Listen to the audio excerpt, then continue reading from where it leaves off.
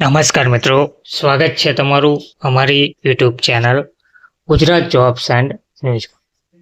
મિત્રો, વર્ગ 3 ભરતીને લઈને વધુ એક મહત્વના સમાચાર સામે આવી રહ્યા છે. વર્ગ 3ની ભરતી જે અગાઉ જાહેર કરવામાં આવી હતી તે આખરે પરિપત્ર જાહેર કરીને રદ કરવામાં આવી રહી છે. વર્ગ 3ની ભરતી કોન્ટ્રાક્ટ બેઝ પર કરવાની હતી, પરંતુ કોન્ટ્રાક્ટ પ્રથા સામે ફરીથી વિરોધનો ભય હોવાથી આ ભરતીને રદ કરવામાં આવી રહી છે. કલેક્ટર કચેરીઓમાં આઉટસોર્સિંગથી ક્લાર્કની ભરતીનો સરકારી આદેશ રદ કરવામાં આવ્યો છે. કર્મચારી ભરવા એજન્સીઓને કોન્ટ્રાક્ટ આપવાનો નિયમ જે બનાવવામાં આવ્યો હતો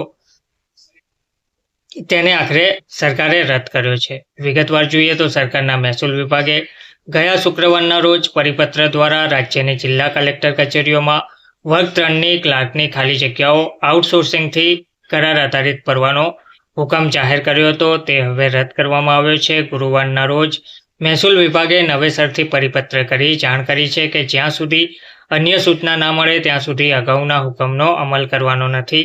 આઉટસોર્સિંગથી ભરતી કરવા માટે એજન્સીઓને કોન્ટ્રાક્ટ આપવાનો નિયમ બનાવવામાં આવ્યો હતો, પરંતુ આ મુદ્દે વિરોધનો ભય જણાતા સરકારે હુકમ રદ કર્યો છે.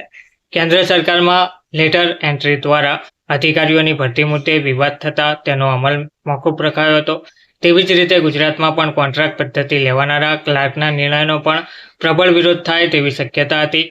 આ ઉપરાંત લાગતા વળગતા લોકોને આવી કોન્ટ્રાક્ટ એજન્સીઓ સોંપવાનો પરવાનો પણ અંદરખાને અપાઈ જાય તેવી ભીતિ હતી. અગાઉના પરિપત્ર દ્વારા જણાવવામાં આવ્યું હતું કે કોન્ટ્રાક્ટ ઉપર લેવાયેલા ક્લાર્કને સંવેદનશીલ કામગીરી સોંપવામાં ના આવે તેવું કલેક્ટરે જાતે સુનિશ્ચિત કરવાનું રહેશે, પરંતુ કચેરીના દસ્તાવેજો, રેકર્ડ, આ કાગળ અને ટપાલની ગોપનીયતા કોન્ટ્રાક્ટ પરનો કર્મચારી ભંગ કરે અથવા તે વ્યક્તિ અયોગ્ય કામ કે વર્તન કરે તો આ એજન્સીએ માત્ર તે વ્યક્તિને બદલે નવી વ્યક્તિને ત્યાં મૂકવાની રહેશે. આ સંજોગોમાં કલેક્ટર કચેરીના મહત્વના દસ્તાવેજો, હુકમો કે ગોપનીય કામગીરી લીક થઈ જાય તો પણ એજન્સી સામે કડક પગલાંની કોઈ જોગવાઈ ન હતી.